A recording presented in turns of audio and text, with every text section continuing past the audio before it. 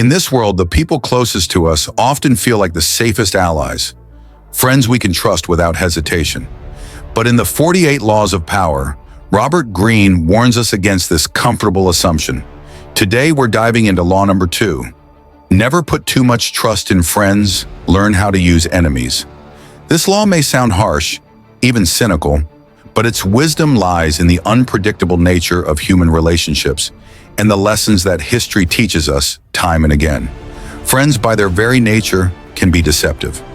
Not because they intend to betray you, but because they can be swayed by emotions that even they may not understand.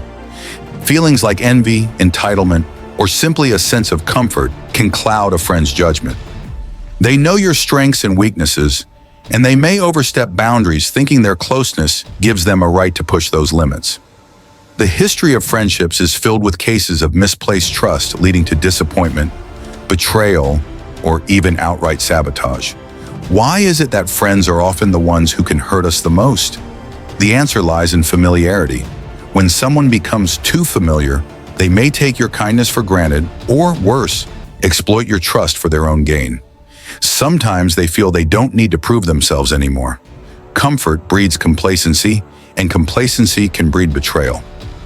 Now let's turn to the second part of this law, the counterintuitive idea of using enemies. This may sound cold, but Greene's point is rooted in a deep understanding of human motivation. Enemies, unlike friends, have a reputation to overturn and a desire to prove themselves. A former adversary, aware of the tensions that once existed, has more incentive to be loyal because they know the stakes. They have to work harder to win your trust, and because of that, they are often more reliable than those who are close to you by default. Take, for example, the story of the legendary Renaissance statesman Cesare Borgia. Borgia was surrounded by courtiers who flattered him, seeking favor and wealth. But he knew that a friend's loyalty was a fragile thing. Instead, he often sought alliances with former foes, giving them positions of power and trust. By turning adversaries into allies, he gained people who were loyal not out of comfort, but out of necessity. They had something to prove, and betrayal was not an option if they wanted to survive. In ancient China, the philosopher and military strategist Han Fei warned against relying too much on friends.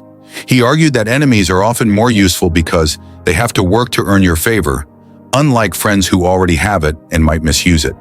A friend's betrayal can come from envy, while a former enemy knows that a second betrayal could cost them everything. So enemies keep their word not out of kindness, but out of a sense of survival. The essence of this law is about keeping your emotions in check and understanding the unpredictable nature of people. It's not about abandoning friendships or shunning trust. It's about recognizing that trust should be earned, not freely given. A wise person doesn't close the door on enemies. Instead, they remain open to the potential transformation of a relationship, turning rivalries into partnerships when it benefits them. But this approach requires balance. You shouldn't treat all friends with suspicion, nor should you blindly embrace former enemies. What you need is awareness, a strategic mindset that separates emotions from practicality. When you trust someone, ask yourself, what have they done to earn this trust? And when you forgive an enemy, make sure their new loyalty is tied to your success, not just to words and empty promises. There's a deep irony in power dynamics. The people we are most comfortable with can be the ones who pose the greatest threat. On the other hand, those who once opposed us may become our strongest supporters. This isn't about paranoia. It's about understanding that loyalty is often transactional. It's about keeping a clear view of people's motivations, even when those motivations are uncomfortable to face. The lesson here is simple yet profound. Never put too much trust in friends. Learn how to use enemies. Be cautious with those who are close, and don't dismiss the power of a transformed enemy. Use the motivations of others to your advantage, and you'll find that the path to power is clearer, less vulnerable, and more secure. So next time you find yourself relying heavily on a friend, take a step back and assess.